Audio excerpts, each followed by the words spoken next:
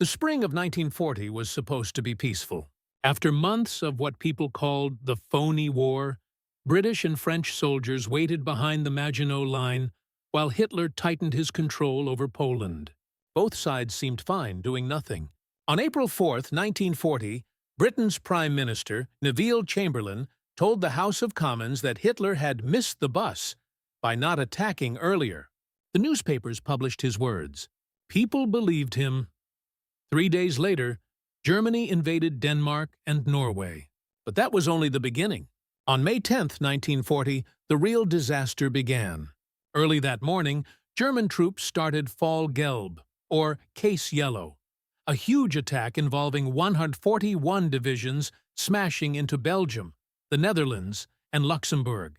The world had never seen such an invasion before. This was nothing like the slow trench fighting of World War I. This was Blitzkrieg, a lightning-fast war. Dive bombers screamed down from the sky, while German tanks broke through defenses that experts had claimed were impossible to cross. The Dutch army, which many thought was strong and ready, lasted only 5 days. The Belgians held on for 18. What made it so terrifying was the speed. In World War I, armies gained only a few yards every week.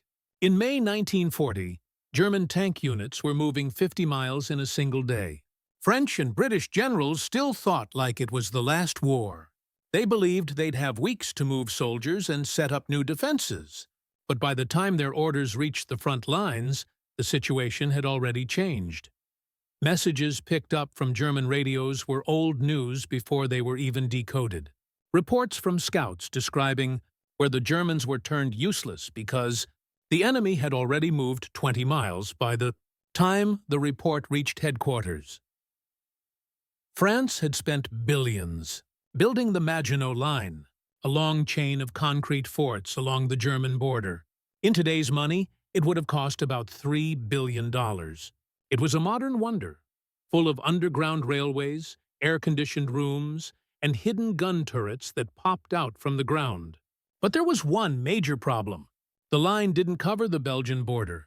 French commanders believed that the Ardennes forest was too thick for tanks to cross. They were terribly wrong. On May 13th, German tanks burst out of the Ardennes and crossed the Meuse River at Sedan, the same place where France had been defeated in 1870. History, it seemed, had a cruel sense of humor. Within a week, German forces had cut between the British Expeditionary Force, BEF, and the main French army. Nearly 400,000 British and French soldiers were being pushed toward the sea, trapped with their backs to the English Channel. In London, the War Office received terrifying reports. Whole divisions had disappeared. Supply routes had broken down. Roads were packed with refugees fleeing for their lives, blocking military trucks from moving. Across the sea, in Berlin, German officers were already celebrating with champagne. German intelligence predicted that Britain would ask for peace within 3 or 4 weeks after France's fall. They thought there was no other choice. The British Army was about to be wiped out. The Royal Navy couldn't fight tanks. Britain didn't have enough factories or people to face the German army alone.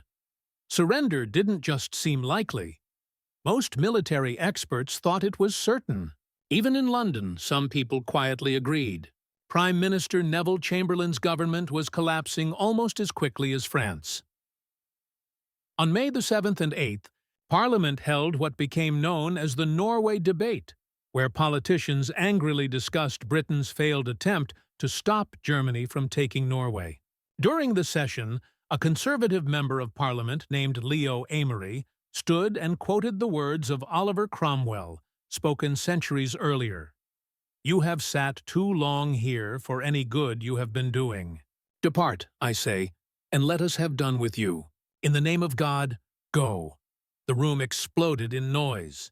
When it was time to vote, Chamberlain's huge majority in Parliament dropped from over 200 to just 81. Technically, he had won the vote, but he had lost the trust of both Parliament and the British people. Here's where the story takes a turn. Chamberlain didn't want to step down. He tried to create a new coalition government with members of other parties, like Labour and the Liberals, but they refused to work under him. There were only two real choices to replace him: Lord Halifax, the Foreign Secretary, and Winston Churchill, the First Lord of the Admiralty. Halifax was the favorite of the upper class. He was polite, noble, and respected in diplomatic circles. Churchill, on the other hand, was seen as reckless but brilliant, a man full of ideas but difficult to control. He had once been blamed for the Gallipoli disaster during World War I and had spent much of the 1930s out of power, warning about Hitler while others called him a warmonger. On May 9th, Chamberlain met with Halifax and Churchill to discuss who should take over. Churchill later wrote that after Chamberlain asked Halifax if he wanted the job, there was a long silence. Halifax later said he felt being in the House of Lords made it impossible for him to lead a wartime government. But historians have always wondered if he just didn't want the job of leading Britain into what looked like certain defeat. Sometimes, the most important choice in history is the choice not to act, so the responsibility fell to Churchill. At 6 p.m. on May 10, 1940, the very same day Germany launched its great attack in the West, King George VI asked Winston Churchill to form a government. Churchill was 65 years old. He later wrote, "I felt as if I were walking with destiny, and that all my past life had been but a preparation for this hour and for this trial." It sounded dramatic because it was. Britain was facing its greatest danger ever, and the man now leading it had been seen as a political failure just 1 year earlier. Churchill quickly began forming his new war cabinet. He kept Chamberlain in the government as Lord President of the Council, partly to keep peace within the Conservative Party, and partly because Chamberlain still had many loyal supporters. He made Clement Attlee, the Labour Party leader, the Lord Privy Seal. He kept Halifax as Foreign Secretary, and he gave the important job of Minister of Labour to Ernest Bevin, a powerful Labour figure, so that the trade unions would have a direct voice in government.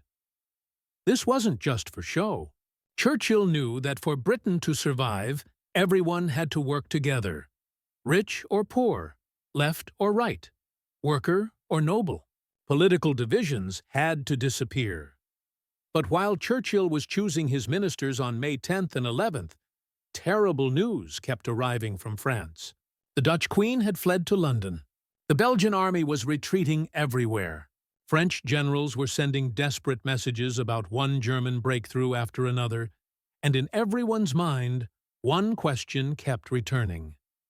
What would Britain do when France finally fell? Because it was now clear that France would fall, the only question was how soon, and what Britain would do once it stood alone. While German tanks rolled through France, another kind of battle was happening inside Churchill's cabinet. A fight over whether to keep fighting at all. Between May 26th and May 28th, 1940, the 5 members of the War Cabinet met 9 times. Their discussions would decide not only Britain's fate, but also the fate of the entire world. These weren't calm policy meetings. They were fierce arguments about survival. And the outcome was almost different. Lord Halifax had a plan. On May 25th, Italy had not yet entered the war. Mussolini, Italy's dictator, was waiting to see which side would win before joining. Halifax suggested that Britain ask Mussolini to help start peace talks with Hitler. He said it wouldn't be surrender, just a negotiated peace. Maybe Germany would allow Britain to keep its empire if it accepted German control over Europe. Maybe Hitler would settle for less than total victory. Halifax said this wasn't giving up. It was being realistic. France was finished. The British army was trapped at Dunkirk. Why keep fighting a war that was already lost? Churchill exploded with anger at the idea. He understood something Halifax didn't: that Hitler couldn't be trusted. If Britain entered peace talks now, it would do so from a position of weakness. Hitler would demand that Britain give up its weapons, stay neutral, and let Germany rule Europe. Once that started, Every compromise would lead to another, until Britain no longer had its freedom. Churchill told his cabinet on May 26th, "Nations which went down fighting rose again, but those which surrendered tamely were finished." The arguments lasted for hours.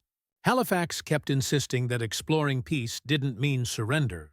Chamberlain, who was tired and sick with cancer, couldn't decide which side he agreed with.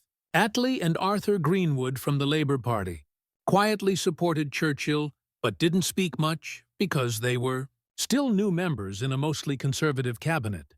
The meetings were so tense that Churchill at one point had to leave the room.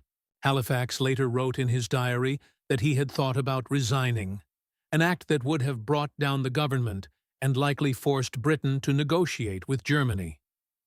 On May 28th, Churchill did something no prime minister had ever done before. He called a meeting of the full cabinet. Not just the 5 war leaders, but all 25 government ministers.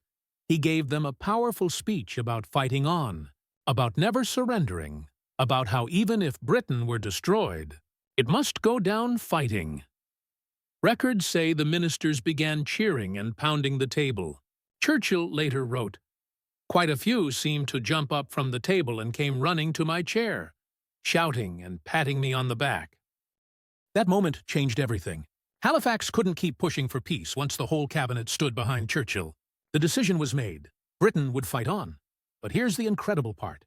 The public didn't know any of this. The British people had no idea how close their leaders had come to giving up. Even Parliament didn't know. If Halifax had won, if Chamberlain had agreed, if Churchill had been outvoted, history would have gone in a completely different direction. Germany would have controlled all of Europe. There would have been no D-Day, no American landings, no Allied victory. The Soviet Union would have faced Germany alone. And Churchill won this battle not with weapons, but with words and determination. He knew that once a country starts asking what kind of deal the enemy might offer, it has already lost. Sometimes, survival depends on refusing to listen to the logical reasons for surrender. 3 days after becoming Prime Minister, on May 13, 1940, Churchill stood before the House of Commons to give his first speech as leader. He had barely slept in days. The reports from France were horrible. The German army was crossing the Meuse River. The French were falling apart. Everything seemed lost. And now he had to tell Parliament and the British people what kind of leader he was going to be. The speech was short, only about 6 minutes long. He hadn't had time to write anything fancy, just a few notes scribbled between crisis meetings. But those 6 minutes became some of the most famous words ever spoken in the English language. He began plainly, "I have nothing to offer but blood, toil, tears, and sweat. No fake promises, no comforting lies, just the hard truth about what lay ahead." Think about how unusual that was. Politicians don't usually promise pain. They promise safety, success, and peace. Churchill promised suffering, sacrifice, and maybe even death. He went on, "We have before us an ordeal of the most grievous kind. We have before us many, many long months of struggle and of suffering." He was asking the British people to prepare for years of war, even though many experts believed the war would be over in weeks, with Germany winning. Then came his purpose, the reason for the fight. You ask, what is our policy? I will say it is to wage war by sea, land, and air with all our might, and with all the strength that God can give us. To wage war against a monstrous tyranny never surpassed in the dark, lamentable catalogue of human crime. He wasn't talking about fighting for land or money. He was talking about fighting evil itself. And then came the closing words. You ask, what is our aim? I can answer in one word. Victory.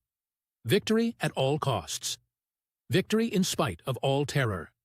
Victory, however long and hard the road may be. For without victory, there is no survival. That word, survival, made it real. Churchill wasn't promising glory. He was promising only a chance to live. And even that was uncertain. Some members of Parliament were inspired. Others thought he was too negative. The Times newspaper called it a grim speech for a grim time. But what mattered was the line he drew. There would be no surrender, no peace talks. Britain would fight until it either won or was destroyed. That clear, unshakable stand gave people something to hold on to when everything else was falling apart. The BBC broadcast his speech. Newspapers printed it in full. People read it in London's subway stations that would soon serve as bomb shelters. Factory workers read it during their breaks. Soldiers read it while preparing to retreat to Dunkirk. Even in Berlin, German intelligence officers read it and started to realize they might have made a huge mistake. This wasn't the speech of a man ready to give up. It was the speech of a man ready to burn his own country before letting Hitler take it. Churchill understood something that Halifax never did. People can suffer almost anything if they believe their struggle means something. They can endure hardship if they feel they're part of something bigger than themselves. He wasn't offering hope. He was offering purpose. And in the darkest times, purpose can be stronger than hope. In Berlin, Hitler's intelligence teams watched Britain with total confidence. They thought Britain was about to break. German military intelligence, called the Abwehr, had spent years studying British politics and society. Their reports said that Britain was split by class problems, tired of war after World War I, led by weak rulers, and not ready for modern fighting. Every report said the same thing. Britain would give up within weeks after France fell. They were not just wrong. They were completely, totally wrong in almost every way. German intelligence believed they had strong proof. During the 1930s, Britain had tried very hard to stay out of war. Chamberlain had even flown to Munich and handed Hitler part of Czechoslovakia. The British people had cheered him when he came back. Peace marches in Britain had huge crowds. At Oxford University in 1933, the student leaders passed a vote saying they would not fight for king and country. When Germany sent troops into the Rhineland in 1936, Britain did nothing. When Germany took Austria in 1938, Britain did nothing. To the Germans, the message was clear. The British did not have the heart to fight. The Nazis also misunderstood how the British class system worked. They believed that rich people and powerful businessmen in Britain would want to protect their money and their way of life. So, they thought those men would pressure the government to make peace instead of risking total war. Lord Halifax seemed to prove this idea. He was a nobleman, and he was the one in government asking to explore peace talks. German notes also said that many rich British families had visited Germany in the 1930s and had spoken nicely about how well Hitler had fixed Germany's economy. So German leaders thought, these people will never let their own country be destroyed, just to fight us in a war they cannot win. Hitler himself added to this mistake. He had studied the British Empire and decided that the British leaders thought the same way he did. All about power and self-interest. In his view, once France was beaten, British leaders would sit down, look at the facts, and realize that the smart, practical thing to do was surrender. He expected them to make a deal. He thought they would choose what he called logic.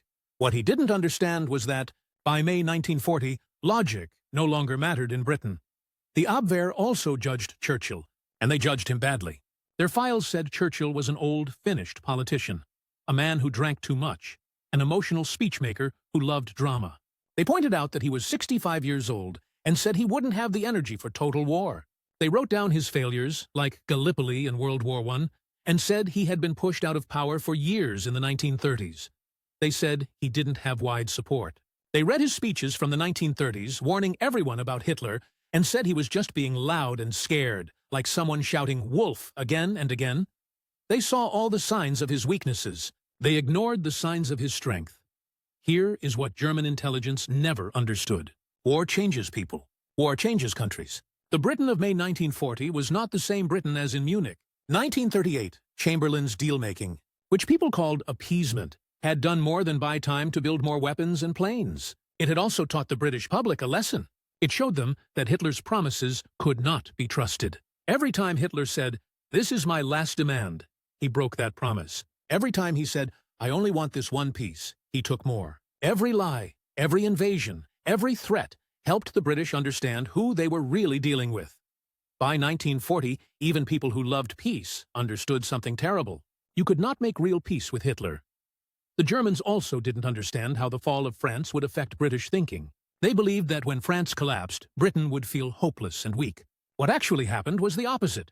While France was still in the fight, Britain could sort of lean on it.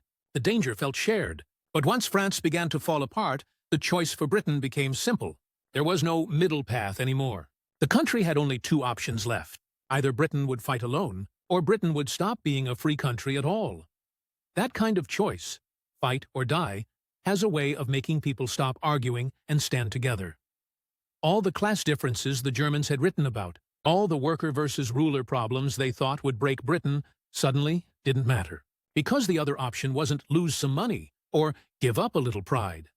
The other option was Nazi rule. By May 26, 1940, the danger was no longer just about ideas in meeting rooms.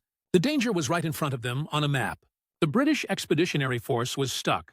More than 400,000 Allied troops, British, French, and Belgian, had been pushed back to the beaches near a town called Dunkirk. Their backs were to the English Channel. German tank divisions had them surrounded almost all the way around. The German Air Force, called the Luftwaffe, ruled the sky above them. Every trained military mind who looked at the situation agreed on the same awful thing. Those soldiers were about to be wiped out or captured. It was about to become the worst defeat in the entire history of the British Army. General Alan Brooke, who led the 2I Corps, wrote in his diary, "Nothing but a miracle can save the BEF." That miracle was given a name. Operation Dynamo. Vice Admiral Bertram Ramsay, working in tunnels under Dover Castle, was given a job that sounded impossible. He was told to rescue as many soldiers as he could before the Germans closed in. The first guess was very low. Commanders hoped that maybe 45,000 men could be taken off the beaches in 2 days, before the whole position fell apart. The Royal Navy had around 40 destroyers ready, along with some other transport ships. But the math was ugly. Even if everything worked perfectly, the ships could not carry men away fast enough. Too many troops, not enough time. Then something strange happened. The German tanks stopped moving. On May 24th, Hitler ordered his armored units to pause their push toward Dunkirk. Historians still argue today about why he did this. One reason may be that Hermann Göring, head of the Luftwaffe, bragged that his planes alone could kill or capture the trapped army from the air, so tanks weren't needed. Some German generals also wanted to rest their tanks and save them for the next part of the fight in southern France. Another possibility is that Hitler thought Britain might be easier to talk into peace if its army wasn't totally crushed and humiliated. No matter the reason, this halt order gave the British something priceless: 48 extra hours. Those 2 days let British and French forces set up a defensive wall around Dunkirk. But even with the defended area around the beaches, the rescue looked almost impossible. The port at Dunkirk had been smashed by bombs. Big Navy ships could not get close to the shallow beaches. Thousands and thousands of soldiers were stuck standing in lines in the sand while German guns and planes hit them. So Admiral Ramsay took a desperate step. He sent out a call for help from small boats. Any boat that could cross the channel was asked to go. Fishing boats, river ferries, private sailboats, holiday yachts, little passenger boats, civilian craft. If it could float across the water and carry men, it was wanted. One of the boats that made the trip was called the Tamzine. It was a tiny 14-foot fishing boat. It still managed to carry 7 soldiers to safety. Another boat, the Sundowner, which had been a private yacht, made several trips and brought back 130 men. For 9 days, from May 26th to June 4th, a huge mix of 933 boats crossed the English Channel. About 700 of them were the small boats. The small boats would take men off the beaches and carry them out to bigger ships waiting in deeper water. German bombers attacked constantly. The Royal Air Force, called the RAF, flew more than 3,500 missions to protect the beaches and the ships. Many soldiers waiting in the sand thought the RAF had abandoned them because most air battles were happening out of sight, farther inland. But the RAF was there, fighting and dying in huge numbers. 6 British destroyers were sunk. 19 more were damaged. More than 200 of the little ships were hit or destroyed. Oil from blown-up ships spread across the water like a black coat. Soldiers pulled from the sea were so covered in fuel that they could barely climb up ladders to safety. When it was over, the final number shocked almost everyone. 26 Allied troops were rescued. Of those, 198,029 were British, and 139,197 were French and Belgian. The plan at the start had hoped for 45,000 men in 2 days. Instead, more than 300,000 men were saved in 9 days. The Germans had still done terrible damage. They had killed or captured around 68,000 Allied soldiers and taken about 40,000 prisoners. They had expected to trap and capture the entire force. General Georg von Küchler, who commanded the German 18th Army, wrote that he was amazed that so many had gotten away. German planners had been counting on using those 400,000 captured men as proof that Britain was finished. But here is the important truth that people sometimes forget. Dunkirk was still a giant military defeat. Britain had lost 68,000 men who were killed, wounded, or taken prisoner. They had left behind 2,472 artillery guns, 20,000 motorcycles, 65,000 other vehicles, and 76,000 tons of ammunition. They had lost 11 fighter squadrons. The British Expeditionary Force had lost almost all of its heavy gear. Britain had escaped, but it had escaped mostly with people, not equipment. Churchill knew this. He did not pretend it was a win. He told Parliament on June 4th, "We must be very careful not to assign to this deliverance the attributes of a victory. Wars are not won by evacuations." That sentence mattered. He would not lie to them. He would not call it victory. And still, what happened at Dunkirk mattered in a different, powerful way. Germany had expected to crush the entire British army. Instead, Britain still had an army. It had to rebuild it. It had to arm it again. That would take time, but the men were alive, and those same men would one day fight again. Almost overnight, the story of the little boats became legend. The way the defensive line around Dunkirk had held against a much stronger enemy became legend. The way regular people used their own boats to help save an army became legend. And most of all, something huge had changed. Britain could still fight. On June 4th, 1940, the very same day the last men left Dunkirk, Churchill stood in Parliament and gave what would become the most famous speech of his life. He had already given his blood, toil, tears, and sweat speech 3 weeks earlier. But that was before France had fallen apart. That was before Dunkirk. That was before Britain found itself standing alone. Now he had to do something even harder than asking people to suffer. He had to take a terrible military loss and turn it into a reason to keep going. Churchill began by explaining what had actually happened in France. He did not lie. He did not try to make it sound pretty. He calmly told the story of the German breakthrough, the way the Allied armies had been surrounded, and the desperate fighting retreat to the beaches. He praised the RAF pilots who had flown until they could barely stand. He thanked the French soldiers who had held the line so British troops could escape first. He laid out the truth, because you cannot fill people with courage if you're feeding them lies. They have to know how bad it is, or the rest of your words won't mean anything. Then he spoke the line everyone remembers. We must be very careful not to assign to this deliverance the attributes of a victory. Wars are not won by evacuations. He refused to pretend Dunkirk was a win. But then, in the next breath, he changed how people understood the defeat. Yes, Britain had lost the battle. But Britain had not lost the war. The soldiers were alive. The fight would continue. And the act of choosing to keep fighting, even after being beaten back, was itself a kind of victory over what everyone had expected them to do. Then he laid out the next part, and he did it with painful honesty. The German army would now move south to crush the rest of France. When France fell, and he said when, not if, Britain would face invasion.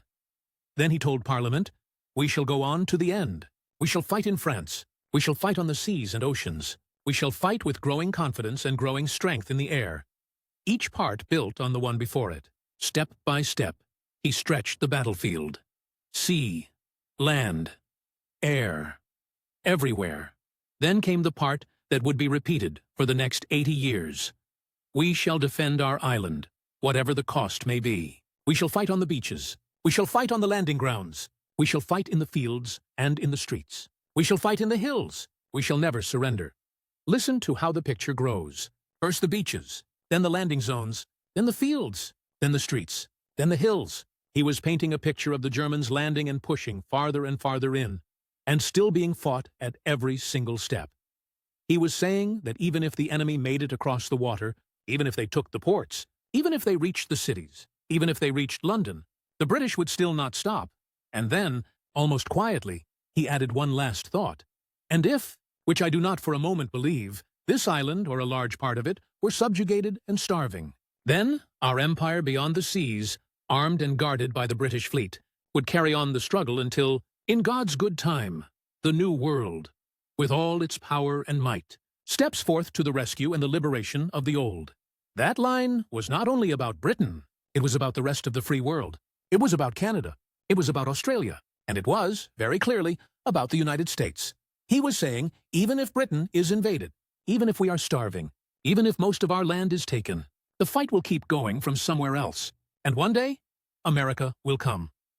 The speech worked in many ways at the same time. For regular people, it turned shame into strength. Instead of saying, we ran, it said, we are not done. For Parliament, it made something official. No deals, no peace talks, no handshake with Hitler. For the Germans, who translated the whole speech almost right away. It was a shock. Where was the peace request they expected? Where was the message saying, "We admit it's hopeless"? Instead, Churchill promised that if Germany came, Britain would fight street by street and house by house, until either Germany was beaten or Britain was ashes. In Berlin, the speech caused real confusion. German intelligence had said that Dunkirk would break Britain's spirit. They had predicted Churchill would fall, Halifax would take over, and talks would begin. Instead, Churchill's power grew stronger. The rescue from Dunkirk had not made the British weaker. Somehow, it had made them tougher. Hitler had just won one of the greatest military victories in modern history, and his enemies still refused to give up. The mental picture in German war planning, the idea that Britain would fold, was destroyed. France signed its surrender on June 22, 1940.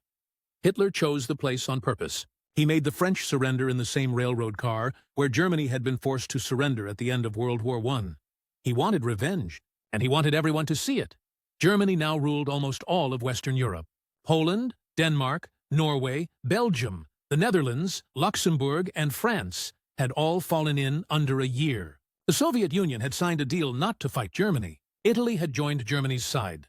Britain now stood alone. No allies. No clear way to win. Hitler waited for the peace offer. He thought it would arrive in a few days. In his mind, it was obvious. He had beaten France. He had pushed the British army off the continent. The German Air Force was bigger than the RAF. The German army, the Wehrmacht, looked unstoppable. In his view, only foolish people would keep fighting now. He expected Churchill to get pushed out and replaced by calmer men who would choose what he called national survival, meaning accept German rule over Europe and save the British Empire overseas. Hitler even prepared a proposal. Britain could keep its navy and empire if it agreed that Germany was in charge of Europe. He thought this sounded reasonable. That offer never got answered. Instead, on July 3, 1940, just days later, and on purpose right before Bastille Day in France, Churchill gave an order that shocked the world. He told the Royal Navy to attack the French fleet at Mers el-Kebir in Algeria to stop the ships from falling into German hands. More than 200 French sailors were killed. It was a terrible, painful decision.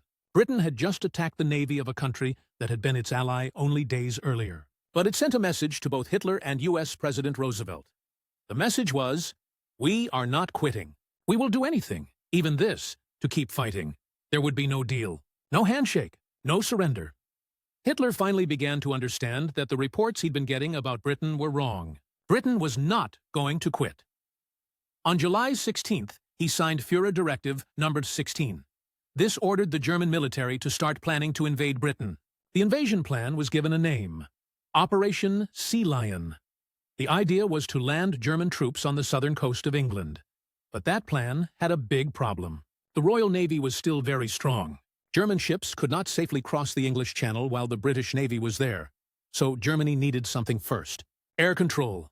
If the German Air Force could destroy the Royal Air Force and wipe out British air defenses, then German ships and barges could cross the water with much less danger. Because of this, everything now depended on air power. The Battle of Britain began in July 1940 and hit its most intense point in August and September. Goering sent wave after wave of German planes to attack British targets. They hit airfields, they hit radar towers, they hit airplane factories.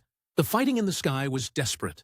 Young RAF pilots were flying 4 or 5 missions a day. Some units lost half their pilots in a single week. Plane losses were so high that factories could barely keep up. By early September, the RAF was close to breaking. Fighter Command had lost 466 pilots, either killed or hurt so badly they could not fly anymore. Training schools could not replace them fast enough. A few more weeks like that, and Britain would run out of fighter pilots. The RAF would no longer be able to defend the country. Then Hitler made a huge mistake. On September 7th, he ordered the Luftwaffe to stop focusing on RAF airfields and instead start bombing London. Part of the reason was anger, because the RAF had bombed Berlin. Part of the reason was fear, because he wanted to crush British morale by attacking civilians. But switching targets gave the RAF something it desperately needed: time. Airfields could now be repaired. Radar stations could be fixed. New pilots could finish training. New planes could arrive.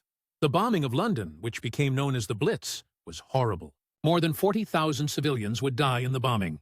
But that suffering also saved the RAF from total collapse.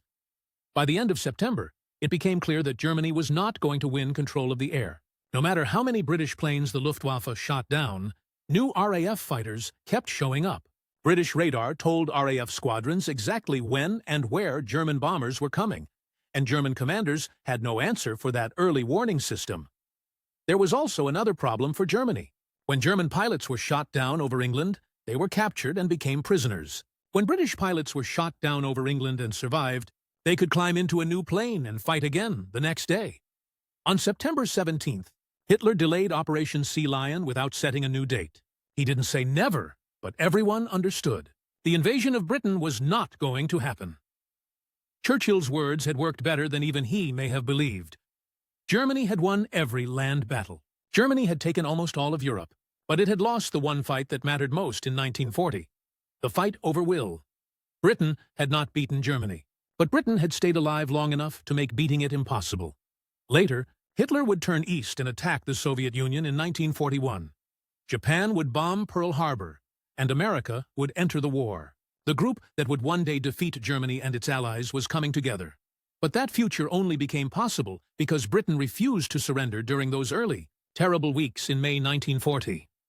Those meetings between May 26th and May 28th, when Halifax pushed for talks, when Churchill pushed back, when the cabinet chose to fight, those meetings decided everything that came after. If Britain had asked for terms, there would have been no Battle of Britain, no story of surviving the Blitz, no light for the rest of occupied Europe, no joining with the United States, no D-Day. Churchill understood something that experts and planners often miss. Sometimes it matters more to refuse to lose than to know exactly how you'll win. First, you stay alive. After that, you figure out victory. And sometimes, survival itself is enough.